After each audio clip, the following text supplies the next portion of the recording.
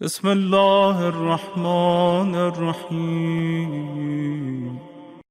ہر عمل میں خدا کو سامنے رکھنے کی مثال یہ ہے کہ آپ اپنے بچے کی تربیت کریں تو اس بچے کو اپنا بچہ نہ سمجھیں۔ مال جو اپنا خرچ کریں بچے پر، اس مال کو اپنا مال نہ سمجھیں۔ یہ بچہ آپ کے آغوش تربیت میں اللہ کی امانت ہے۔ وہ پیسہ آپ کے کیسہ زر میں اللہ کی امانت ہے۔ اس اللہ کی امانت کو اس اللہ کی امانت پہ خرچ کریں بخاطر خدا۔ ہر عمل کو توحید سے جوڑنے کے معنی یہ ہیں۔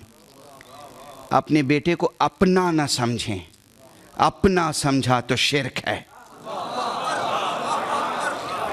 وہ توحید عرفانی یہ ہے جو عرفا کہتے ہیں نا کہ ایک توحید عوام کی ہے، ایک خواص کی ہے، ایک خاص الخاص کی توحید ہے، اور بعض لوگوں کی سمجھ میں نہیں آتا کہ یہ توحید میں عوامی توحید کیا ہوتی ہے اور خواص کی توحید کیا ہوتی ہے اور خاص الخاص کی توحید کیا ہوتی ہے۔ بعض لوگوں نے اس نظریے کے خلاف کتابیں لکھنا شروع کر دیں۔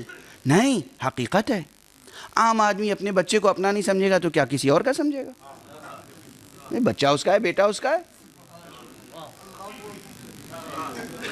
توجہ ہے؟ اب بیٹا اس کا ہے، وہ کہے گا آپ کیا فرما رہے ہیں؟ میرا بیٹا ہے، کسی اور کا نہیں ہے، میرا بیٹا ہے، میں اپنا نہ سمجھوں گا تو کس کا سمجھوں گا؟ یہاں پر مسئلہ ہے، یہ بیٹا آپ کی آغوش میں ہے، کس کی ودیعت؟ اپنا نہ سمجھو، خدا کا سمجھو۔ کیا ہر کلمہ گو یہ سمجھتا ہے؟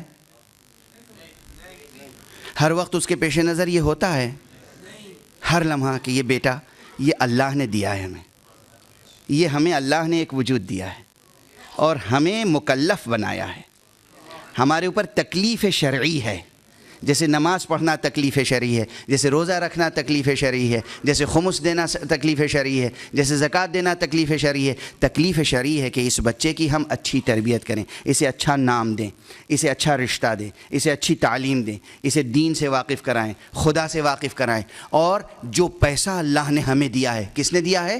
اللہ نے۔ یہ نہیں کہ ہم نے اپنے زور بازو سے کمایا ہے۔ کتنے زور بازو استعمال کرنے والے نادار رہ جاتے ہیں۔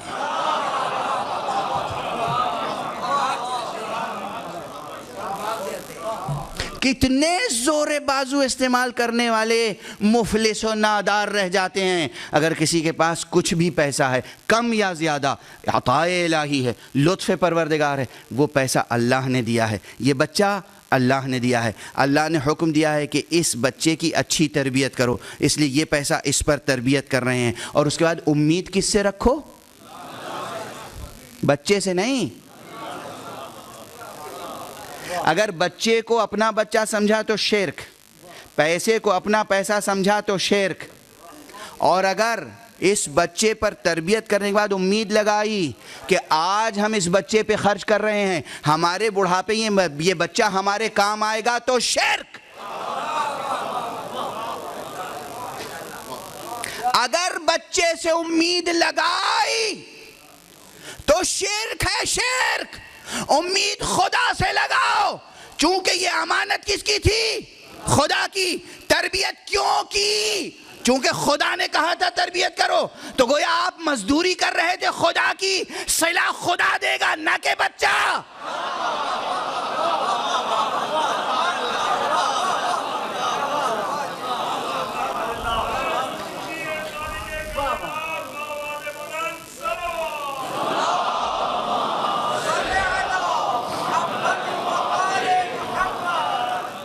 بزرگوں، میری ماؤں، بہنوں اور میرے بزرگوں، عزیزوں، سمجھ میں آ رہی ہے بات؟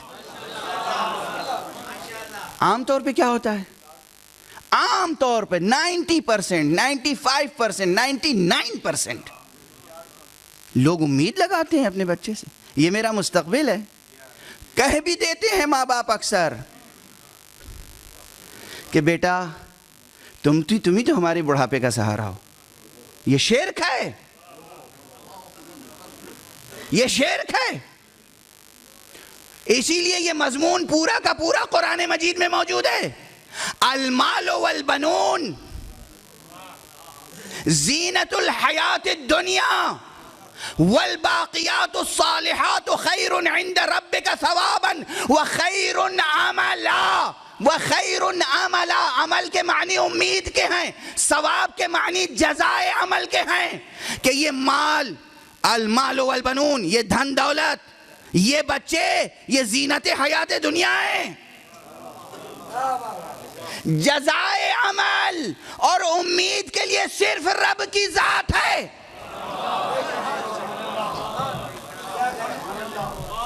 جزائے عمل اور امید کے لیے امید صرف اللہ کی ذات ہے. سورہ مبارکہ کہف کی آیت ہے جو میں نے آپ کے سامنے پڑھی. اب سمجھ میں آئی بات؟ اس سے زیادہ نازک مثال نہیں ہو سکتی جہاں سب سے زیادہ انسان خدا سے غافل ہوتا ہے. اور فطری طور پر دنیا دار غفلت ہے جو میں کہتا ہوں، فطری طور پر خدا سے غافل ہو جاتا ہے. بیٹا اس کا ہے، مال اس کا ہے، اس نے عرق جبین بہا کر قد یمین سے روزی کمائی ہے، آرزوؤں سے بچہ پیدا کیا ہے، بچہ اس کا ہے، مال اس کا ہے، وہ اس پہ صرف کر رہا ہے. کہیں خدا کی طرف ذہن جاتا ہے؟ یہاں اگر خدا کی طرف ذہن برقرار رہے، یہ ہے کمال ذکر. زبان پر اللہ اللہ اللہ کہنا ذکر نہیں ہے.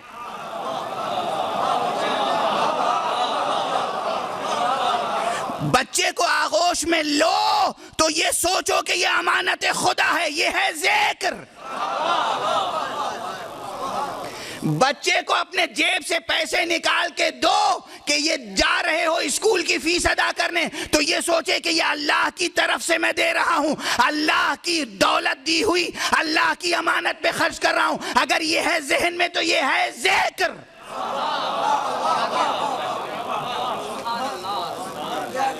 یہ ہے ذکر، یہ ہے سیر و سلوک کا جوہر، یہ ہے عرفان، یہ ہے عرفان عملی. جس طرح بچے کو اپنا نہ سمجھو خدا کا سمجھو، جس طرح مال کو خدا کا سمجھو اپنا نہ سمجھو، اسی طرح کسی بھی انسان کو تم حقارت کی نگاہ سے دیکھو نہ دیکھو. تم بھی بندہ خدا ہو، وہ بھی بندہ خدا ہے. اگر تم نے کسی کی اہانت کی تو بندہ خدا کی اہانت کی. چونکہ بندہ خدا کی اہانت کی، اس لیے خدا سے پہلے توبہ کرنا ہوگی، اس سے بعد میں معافی مانگنی ہوگی.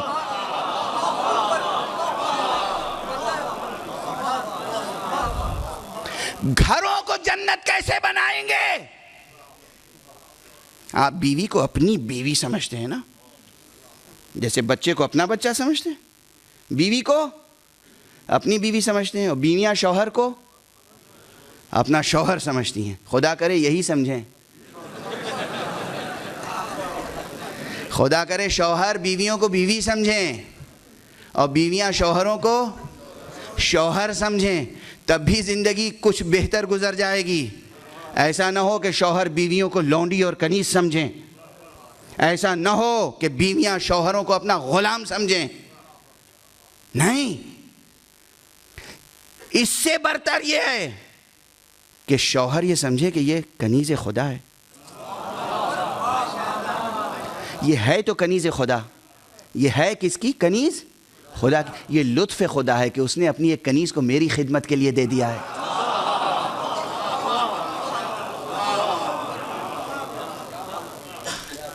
وہ بیوی سمجھے کہ یہ ہے عبد خدا، یہ تو بندہ خدا ہے. یہ لطف خدا ہے کہ اس نے اپنے ایک بندے کو میری شوہر کے طور پہ مجھے دے دیا ہے. جب یہ اس کو کنیز خدا سمجھے، وہ اسے عبد خدا سمجھے، تو ایک دوسرے کی دل آزاری سے پہلے سوچیں گے کہیں خدا کو برا نہ لگے.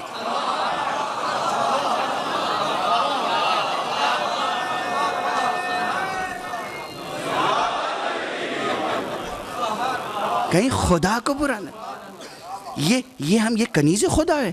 اللہ نے اس کو میرے لیے مباح قرار دیا, اللہ نے اسے میری تسکین نفس کے لیے مجھے ہبہ کیا, اللہ نے مجھے عطا کیا ہے.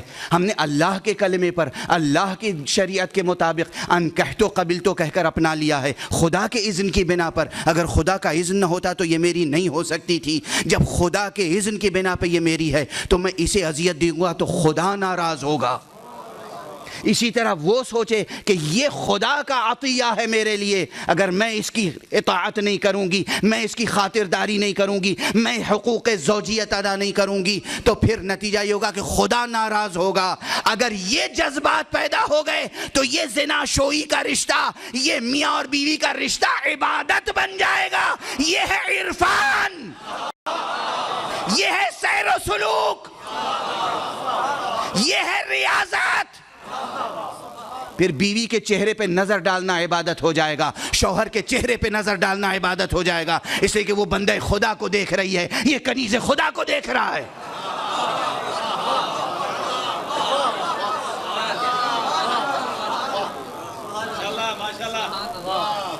سمجھ میں آئی بات؟ سمجھ میں آئی؟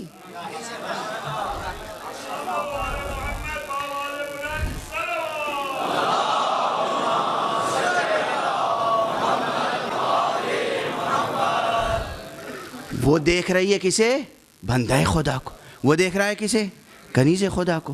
اسی لیے حدیث میں آئے, حدیث کا مضمون, یہ مضامین سمجھ میں نہیں آتے. عام محدثوں کو بھی, عام دانشوروں کو بھی مذاق اڑاتے ہیں ان حدیثوں کا. بچہ ماں باپ کے چہرے کو دیکھے تو عبادت ہے. بچہ ماں باپ کے چہرے کو دیکھے عبادت ہے.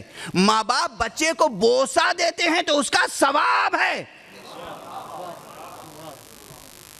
اللہ کیوں ثواب دے رہا ہے؟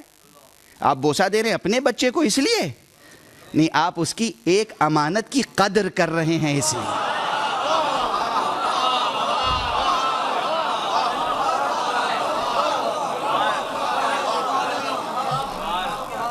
اس کی امانت کی قدر کر رہے ہیں اس لیے.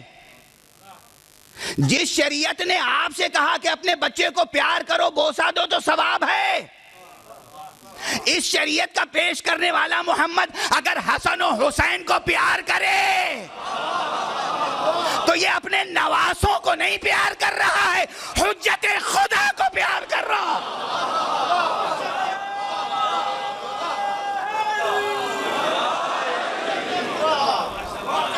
محمد فاطمہ کے احترام کے لیے نہیں اٹھ رہے ہیں.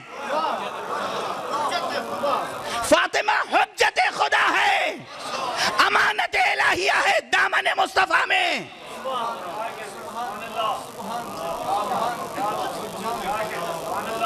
علی حجت خدا ہے, حسن حجت خدا, حسین حجت خدا, فاطمہ حجت خدا. اس لیے مصطفیٰ ان کی قدر کرتے ہیں. اس لیے ہمارے بچے حجت خدا نہیں ہیں, صرف امانت خدا ہیں.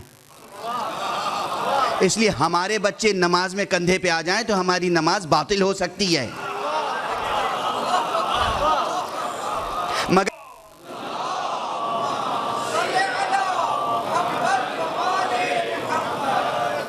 بات سمجھ میں آتی ہے؟ یہ حدیثیں یوں ہی نہ سمجھا کیجئے. عرفان عرفان عرفان, سیر و سلوک سیر و سلوک سیر و سلوک, ذکر خدا ذکر خدا ذکر. یہ ہے ذکر خدا, یہ ہے حقیقت ذکر, یہ حقیقت عرفان. اس حقیقت کو پیش نظر رکھیں تو جب بھی کسی کا دل دکھائیں, کسی کا حق ضائع کریں تو توبہ اور انابہ اور مغفرت کے لیے پہلے خدا سے رجوع کریں, پھر اس کی ذات سے معافی مانگیں. توجہ ہے؟ اس لیے کہا گیا انہو هو الغفور الرحیم. غفور ہونا, رحیم ہونا منحصر ہے ذات خدا میں, منحصر ہے ذات معبود میں. یہاں مسئلہ توحید سے جڑا ہوا ہے, توحید سے جڑا ہوا ہے. جیسے وہاں مسئلہ تربیت اولاد کا توحید سے جڑا ہوا ہے, یہاں توبہ کا مسئلہ توحید سے جڑا ہوا ہے, مغفرت کا مسئلہ توحید سے جڑا ہوا ہے, حقوق کی تلافی کا مسئلہ توحید سے جڑا ہوا ہے. بس گفتگو کو روک رہا ہوں. میرا خیال ہے کہ کچھ باتیں سطور میں ہوتی ہیں, کچھ بین السطور, کچھ باتیں ٹیکسٹ میں ہوتی ہیں, کچھ سب ٹیکسٹ ہوتی ہیں, درمیان میں ہوتی ہیں. کچھ باتیں میں کہہ سکا، جو باتیں نہیں کہہ سکا وہ آپ جملوں کے درمیان خود سمجھنے کی کوشش کریں۔ گفتگو کو روک رہا ہوں، جب بھی کسی سے کوئی خطا سرزد ہو فوراً توبہ و استغفار کے لیے کوشش کرنا چاہیے۔ توبہ و استغفار میں دیر نہیں کرنی چاہیے، دیر نہیں کرنی چاہیے۔ جیسے ہی احساس خطا ہو جائے، کبھی کبھی نفس غفلت میں رہتا ہے، غلطی ہو گئی لیکن بہت دیر تک سمجھ ہی میں نہیں آیا کہ غلطی ہوئی، وہ زمانہ جو گزر گیا غفلت میں وہ بھی قابل عفو ہے۔ لیکن جیسے ہی احساس خطا ہو جائے، احساس خطا کا پیدا ہونا پہلا لطف الہی ہے۔ احساس خطا کا پیدا ہونا پہلا لطف الہی ہے۔ احساس خطا پیدا ہوگا تب تو انسان متوجہ ہوگا مجھ سے غلطی ہوئی۔ جیسے ہی احساس خطا پیدا ہو ویسے ہی توبہ، انابہ اور تلافی کی کوشش ہونی چاہیے۔ اس لیے اسی آیت کریمہ کے بعد یہ ہے کہ انہ هو الغفور الرحیم وانیبوا الی ربکم واسلموا له من قبل ان یاتیکم العذاب ثم لا تنصرون۔ وہی منحصر ہے ذات الہی میں غفاریت و غفوریت و رحیمیت۔ وَأَنِيبُوا إِلَىٰ رَبِّكُمْ، اور اپنے رب کی طرف انابت کرو، یعنی رجوع کرو فوراً۔ وَأَسْلِمُوا لَهُ، اور سر بسر تسلیم ہو جاؤ خدا کے حکم کے آگے۔ من قبل ان یاتیکم العذاب، قبل اس کے کہ تم پر عذاب آئے۔ عذاب آنے سے پہلے پہلے توبہ ہے، عذاب آنے کے بعد نہیں۔ ثم لا تنصرون، اور اس کے بعد تمہیں کوئی مدد نہ مل سکے۔ مدد الہی، مدد الہی۔ توبہ ایک باب رحمت ہے جو کھلا ہوا ہے، اور اس کے اور شرائط آپ حضرات سنتے رہتے ہیں علماء، واعظین اور خطبہ سے، اور سنتے رہیں گے انشاءاللہ۔ اس وقت صرف اتنی بات کہہ کر گفتگو کو آگے بڑھا رہا ہوں کہ توبہ، انابہ، استغفار، طلب رحمت، یہ سب ممکن ہے صرف ایک شرط کے ساتھ۔ انسان نادم ہو، تلافی کی کوشش کرے، یہ سب کرے، پھر بھی ممکن نہیں ہے کہ توبہ حاصل ہو جائے۔ بنص قرآن، بنص قرآن، جب تک کہ جو واسطہ فیض الہی ہے، جو حجت خدا ہے، وہ اس کے لیے شفاعت نہ کرے۔ بہت سے لوگ دنیا میں مسلمان ہیں جو منکر شفاعت ہیں۔ میں عرض کروں گا یہ سورہ مبارکہ زمر کی آیت ہے، سورہ مبارکہ زمر کی غالباً 53ویں یا 54ویں آیت ہے، جو میں نے سرنامہ کلام کے طور پہ کل بھی پڑھی اور آج بھی۔ سورہ مبارکہ نساء کی 64ویں آیت پڑھ لیجئے، غالباً 63ویں یا 64ویں آیت ہے۔ اس میں ارشاد الہی ہے کہ وَمَا أَرْسَلْنَا مِن رَسُولٍ إِلَّا لِيُطَاعَ بِإِذْنِ اللَّهِ، ہم نے کوئی رسول نہیں بھیجا مگر اس لیے کہ بإذن خدا اس کی اطاعت کی جائے۔ وَمَا أَرْسَلْنَا مِن رَسُولٍ إِلَّا لِيُطَاعَ بِإِذْنِ اللَّهِ، اللہ کے اذن سے اس کی اطاعت کی جائے۔ کس کی اطاعت؟ رسول کی، رسول کی اطاعت کی جائے۔ اور اس کے بعد کیا ہے؟ وَلَوْ أَنَّهُمْ إِذْ ظَلَمُوا أَنفُسَهُمْ ثُمَّ جَاءُوكَ وَاسْتَغْفَرُوا اللَّهَ، جَاءُوكَ وَاسْتَغْفَرُوا اللَّهَ وَاسْتَغْفَرَ لَهُمُ الرَّسُولُ لَوَجَدُوا اللَّهَ تَوَّابًا رَحِيمًا۔ اور اگر انہوں نے اپنے نفس پہ ظلم کیا، گناہ کیا، اسراف کیا، اور پھر اے رسول تمہارے در پر آ جائیں، حدیث نہیں سنا رہا ہوں، آیت قرآن سنا رہا ہوں۔ وَلَوْ أَنَّهُمْ إِذْ ظَلَمُوا أَنفُسَهُمْ جَاءُوكَ، آپ کے پاس آئیں، وَاسْتَغْفَرُوا اللَّهَ، اور اللہ سے استغفار کریں، وَاسْتَغْفَرَ لَهُمُ الرَّسُولُ، اور یہ رسول بھی ان کے لیے استغفار کرے۔ لَوَجَدُوا اللَّهَ تَوَّابًا رَحِيمًا، تو وہ یقیناً اللہ کو توبہ قبول کرنے والا اور رحم کرنے والا پائیں گے. یعنی اللہ توبہ قبول کرے گا، اللہ رحم کرے گا، مگر شرط کیا ہے؟ مصطفیٰ استغفار کریں. مصطفیٰ گنہگاروں کے لیے استغفار کریں، تب خدا گنہگاروں کو بخشے گا.